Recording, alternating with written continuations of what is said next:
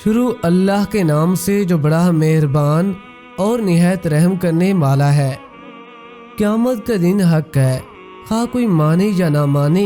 ہمارا ایمان ہے کہ انسان و حیوان، زمین و آسمان سمیت سارا جہان اور اس کائنات کی ہر چیز ایک دن فنا ہو جائے گی، صرف اللہ پاک کی ذات باقی رہے گی۔ اس کو قیامت کہتے ہیں، جسے ہر چیز کی ایک عمر مقرر ہے، جس کا علم اللہ پاک کو ہے۔ اس عمر کی مدت پوری ہونے کے بعد وہ چیز فنا ہو جاتی ہے۔ اسی طرح سے اس دنیا کی بھی ایک عمر مقرر ہے، جس کا علم صرف اللہ پاک کو ہے۔ جب دنیا کی عمر پوری ہو جائے گی تو یہ بھی فنا ہو جائے گی۔ اس وقت اللہ پاک کے سوا کوئی دوسرا نہ ہوگا۔ قیامت کے دن پر ایمان لانا مسلمانوں کا بنیادی عقیدہ ہے۔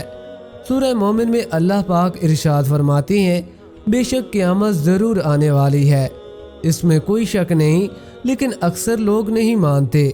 قیامت عربی زبان کا لفظ ہے جس کے لغوی معنی کھڑا کرنے کے ہیں، یعنی مردوں کو قبروں سے کھڑا کرنا، یعنی دوبارہ زندگی لوٹانا۔ تاہم قیامت اس کائنات کی مکمل تباہی کی جانب اشارہ کرتی ہے، جس کے بارے میں تمام انبیاء علیہ السلام اپنی امتوں کو آگاہ کرتے آئے ہیں۔ محترم ناظرین، آج مغربی ماہرین فلکیات بھی اس نتیجے پر پہنچ چکے ہیں، اس کائنات نے بالآخر ایک نہ ایک دن فنا ہو جانا ہے، جس کی وہ مختلف توجیہات پیش کرتے ہیں۔ کوئی سائنسدان سورج کا ایندھن ختم ہو جانے کے سبب زمین پر قیامت برپا ہونے کی پیشن گوئی کرتا ہے، تو کوئی کسی بڑے بلیک ہول کو زمین پر زندگی کے خاتمے کا ذمہ دار ٹھہراتا ہے۔ لیکن یہ بات تو طے ہے کہ جس کی ابتدا ہوئی ہے اسے اپنے انجام کو بھی پہنچنا ہے۔ بحیثیت مسلمان روز قیامت اور روز محشر پر ایمان لانا ہمارے لیے لازمی ہے۔ قیامت کب آئے گی، کس طرح قائم ہوگی، یہ بات اللہ تعالیٰ کے سوا کوئی نہیں جانتا۔ البتہ تمام انبیاء نے اس کے بارے میں کئی نشانیاں اپنی امتوں کو بتائی ہیں۔ ہمارے نبی صلی اللہ علیہ وآلہ وسلم نے بھی اس کی بہت سی نشانیوں سے ہمیں آگاہ کیا ہے، جنہیں اپنے زمانوں کے اعتبار سے 3 زمانوں میں تقسیم کیا جاتا ہے۔ پہلا درجہ علامات بعیدہ کہلاتا ہے، جو ان علامات پر مشتمل ہے جو قیامت سے بہت پہلے نمودار ہوں گی، جبکہ دوسرا درجہ علامات متوسطہ یا علامات صغریٰ بھی کہلاتا ہے۔ یہ علامات قیامت سے کچھ عرصہ پہلے ظاہر ہوں گی۔ اس کے بعد تیسرا درجہ علامات قریب یا علامات کبریٰ کہلاتا ہے۔ یہ علامات تب ظاہر ہوں گی جب قیامت سر پر آ کھڑی ہوگی۔ محترم ناظرین، اگر ہم رسول اللہ صلی اللہ علیہ وآلہ وسلم کی بتائی ہوئی علامات بعیدہ کی بات کریں تو ہمیں پتہ چلتا ہے کہ آپ صلی اللہ علیہ وآلہ وسلم کے بتائے ہوئے علامات بہو پوری ہوتی نظر آ رہی ہیں۔ مثال کے طور پر صحیح مسلم کی ایک حدیث مبارکہ ہے کہ لونڈی اپنی مالکن کو جنم دے گی، اور یہ کہ تو دیکھے گا کہ برانہ پا محتاج ننگ دڑنگ بکریاں چرانے والے اونچی اونچی عمارتیں تعمیر کریں گے۔ دور حاضر میں یہ 2 علامتیں بہو پوری ہوتی نظر آ رہی ہیں۔ آج کل کرائے کی کوکھ ایک عام رواج بن چکا ہے، جس میں ایک عورت کی کوکھ کرائے پر لی جاتی ہے اور یہ عورت اپنے مالکان کے بچوں کو جنم دیتی ہے۔ اس کے علاوہ عرب میں گھومنے والے ننگ تڑنگ چرواہوں کی پلک بوس عمارتوں نے اس حدیث مبارکہ کے دوسرے حصوں پر بھی مہر ثبت کر دی ہے۔ آئیے اس طرح کی چند اور احادیث ملاحظہ فرمائیں۔ آپ صلی اللہ علیہ وآلہ وسلم نے فرمایا، میری امت میں کچھ لوگ ایسے ہوں گے جو ریشم، شراب نوشی اور گانے بجانے کو حلال سمجھیں گے۔ بخاری شریف۔ خود غرضی اور لالچ معاشرے میں عام ہوگی۔ بارویت صحیح مسلم۔ طلاق ایک معمولی بات سمجھی جائے گی۔ بارویت حوالے یوم القیامہ۔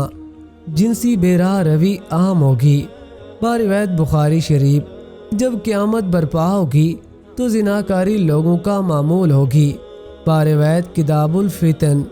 مرد عورتوں کے اور عورتیں مردوں کے روپ اختیار کریں گے۔ بارویت در منصور جلال الدین سیوطی۔ لوگ ہم جنس پرستی میں مبتلا ہوں گے۔ بارویت المتقی الہندی۔ لوگوں پر ایک ایسا وقت بھی آئے گا جب اس بات کی پرواہ نہیں رہے گی کہ آیا کوئی حلال کما رہا ہے یا حرام۔ بارویت بخاری شریف۔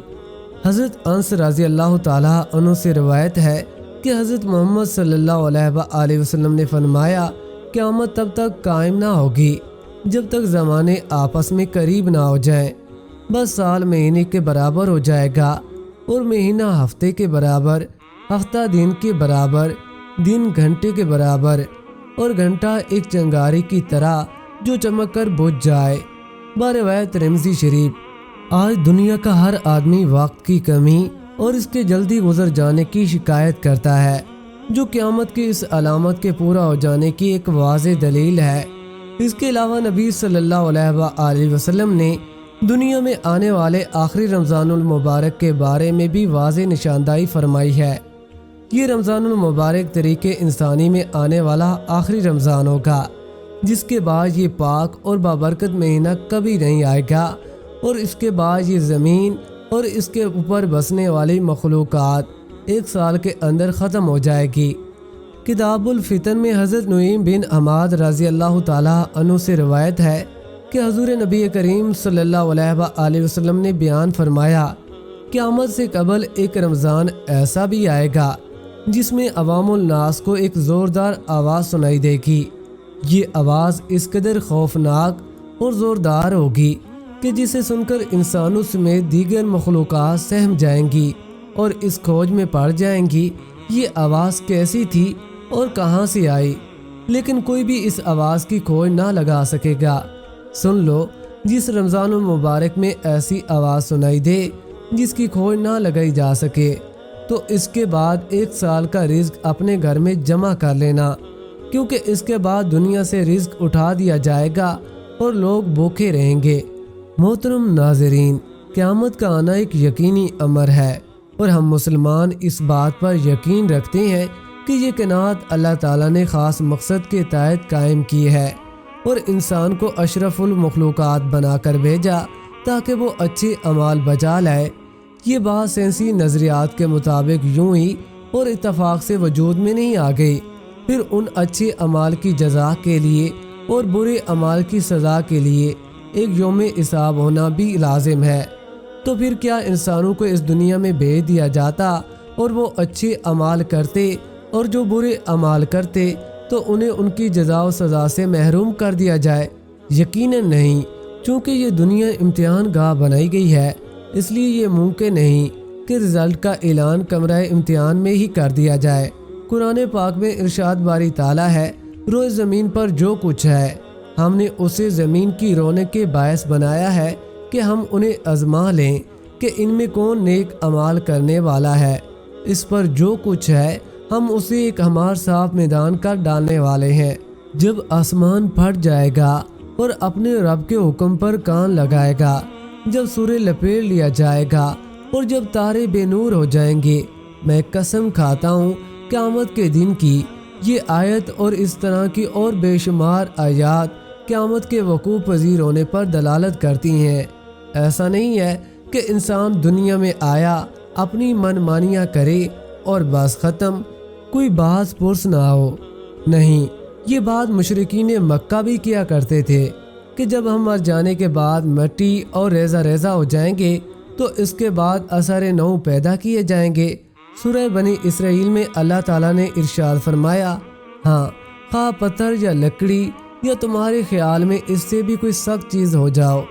رسول اللہ صلی اللہ علیہ وآلہ وسلم نے فرمایا، میں اور قیامت اس طرح بھیجے گئے ہیں جس طرح شہادت والی انگلی اور درمیانی انگلی ایک دوسرے کے ساتھ ساتھ ہے۔